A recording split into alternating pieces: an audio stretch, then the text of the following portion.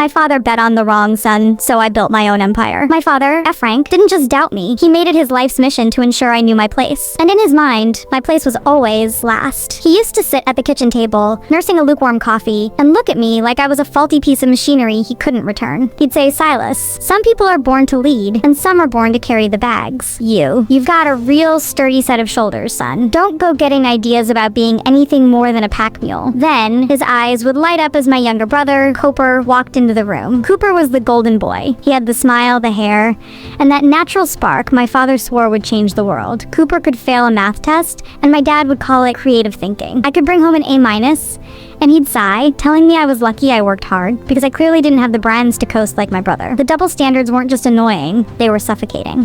When I turned 16, I wanted to fix up an old rusted-out 1969 Chevy C10 I'd found in a neighbor's field.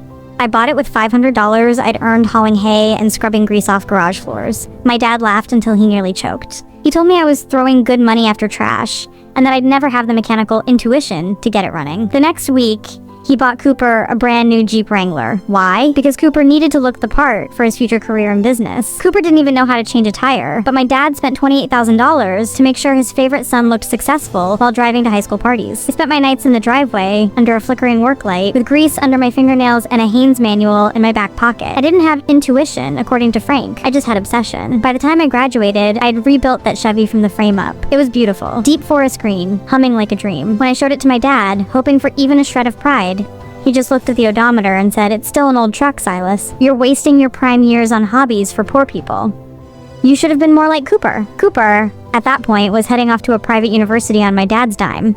He was going to study the markets. My dad took out a second mortgage to pay for it. When I asked about help for trade school, my dad just shrugged. He told me, "Silas, you're a worker. Workers don't need degrees. Just go find a foreman who will pay you 40 hours a week and try not to get fired." So I left. I didn't pack much. Just my tools, a few flannel shirts, and that Chevy. I drove 500 miles away to a city where nobody knew my name, and nobody knew I was the son who wouldn't amount to anything. For the next 10 years, I disappeared. I worked the grunt jobs my dad said I was made for. I worked for a high-end custom furniture maker. I swept the floors for 6 months just to watch how he joined wood. I worked 14-hour days. I lived in a studio apartment that smelled like sawdust and cheap ramen, while Cooper was posting photos of frat parties and networking at ski resorts on Dad's credit card. I was learning the soul of American craftsmanship. I realized something my father never understood. Natural spark is a lie. It's a fairy tale for people who don't want to sweat. Everything that matters is built on repetition, failure, and grit. Eventually, I opened my own shop, North Star Custom Designs. It started in a garage, then a small warehouse. Then, it exploded. I wasn't just building tables. I was building art. People wanted something real, something that would last 100 years. I charged $5,000, $10,000, $50,000 for custom interior builds. I wasn't just a pack mule anymore. I was the odometer. I hired 12 people. I bought a house on 10 acres. Had a life that felt like a dream, but it was built on a decade of palaces.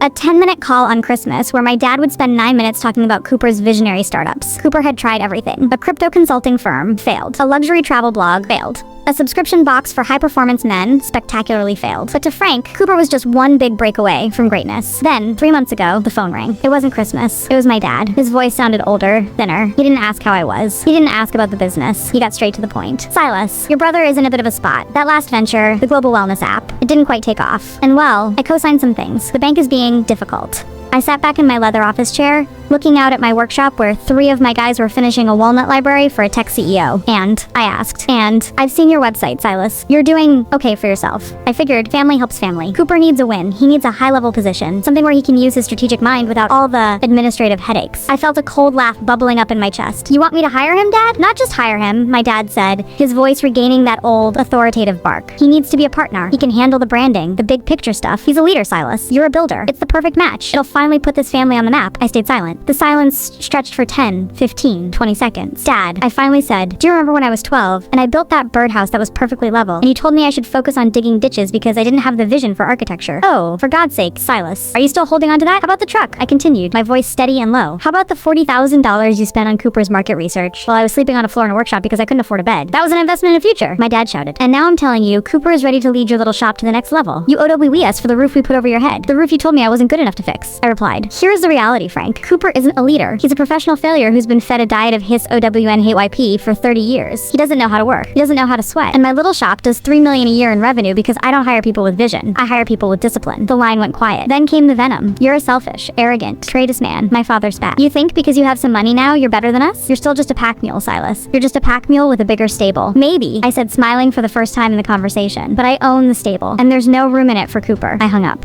A week later, Cooper tried to ambush me at my workshop. He rolled up in a rented BMW, wearing a suit that cost more than my first 3 cars combined. He walked in like he owned the place, talking about rebranding and scaling through venture capital. I didn't even let him finish his pitch. I handed him a broom. What's this? He asked, looking at the broom like it was an alien artifact. That's the entry-level position, I told him. Sweep the sawdust for 6 months. Show up at 5 in the morning. Don't miss a day. If you can do that without complaining, we can talk about you being an apprentice. But the partner talk, that's over. That never existed. Cooper looked at the broom, then at my employees who were all watching with suppressed grins, and then back at me. His face went red. You're pathetic, Silas. Dad was right.